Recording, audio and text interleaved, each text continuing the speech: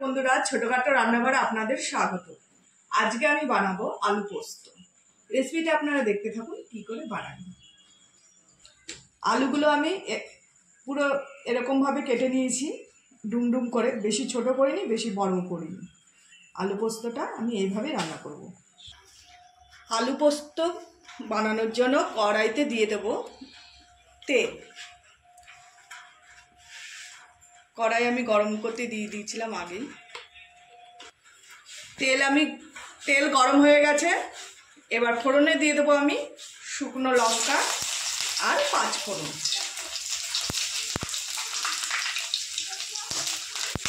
এবার দিয়ে দেবো কেটে রাখা আলু।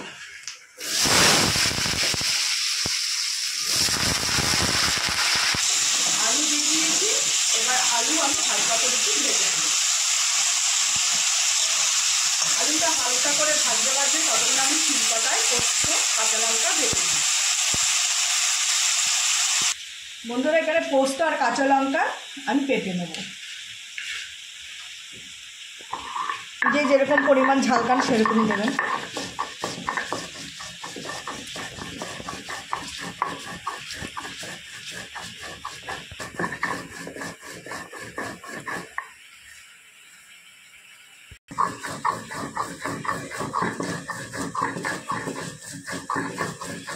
পোস্ত বাটা প্রায় হয়ে গেছে। পোস্ত বাটাটা তুলে নেব।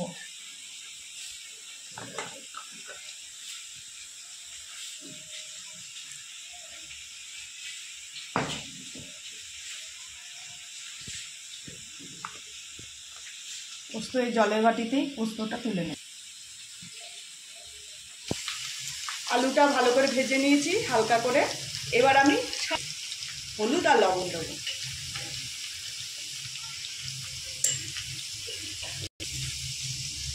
দিয়ে দেবো লবণ পরিমাণ মতো।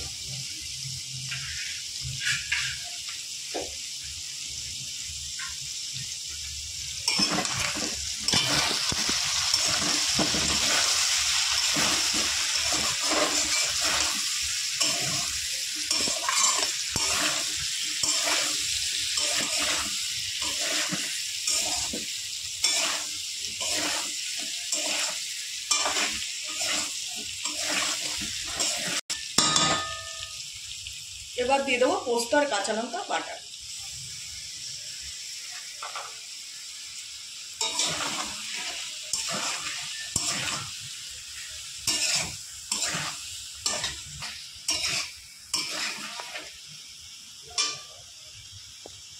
পোস্ত দিয়ে বেশি আমি নাড়াচাড়া করবো না। এবার দিয়ে দেবো পরিমাণ মতো জল।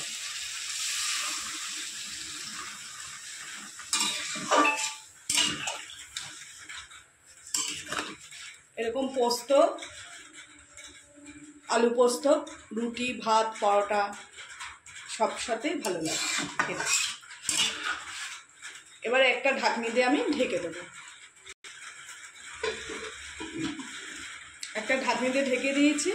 আলুটা ততক্ষণ সেদ্ধ হবে। ঢাকনিটা তুলে দেখে নেব আলু পোস্তটা কতটা হয়েছে।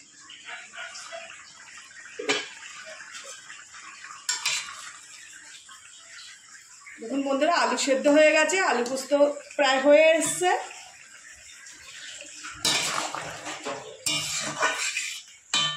যেহেতু আলুটা ভাজা ভাজা ছিল তাই বেশিক্ষণ টাইম লাগেনি। এবার দিয়ে দেবো পরিমাণ মতো একটু মিষ্টি। আলু পোস্ত একটু মিষ্টি মিষ্টি হলে খেতেও ভালো লাগে।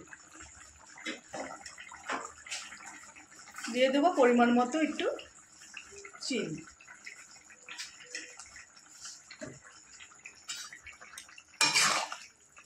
এবার খুন্তি দিয়ে কিছুটা আলু একটু আমি এভাবে ঘেটে দেবো।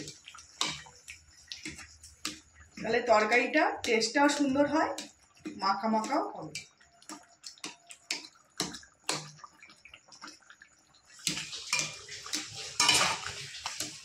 আলু পোস্ত হয়ে গেছে। এবার আমি নামিয়ে নেব।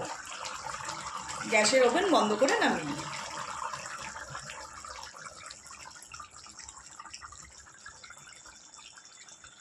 বন্ধুরা, আলু পোস্ত আমি নামিয়ে নিয়েছি। এবার পরিবেশন করে দেখাবো। বন্ধুরা, আলু পোস্ত একটা ছোট বাটিতে আমি বেড়ে নেব।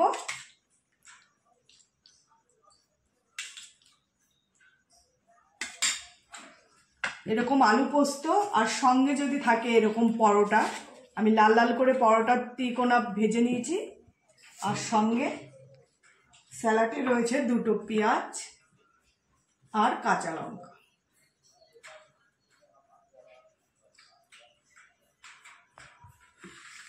যদি আজকের রেসিপিটা ভালো লেগে থাকে একটা লাইক কমেন্ট শেয়ার করে দেবেন, আর চ্যানেলটি সাবস্ক্রাইব করে দেবেন, আর আমার পাশে থাকবেন। নমস্কার।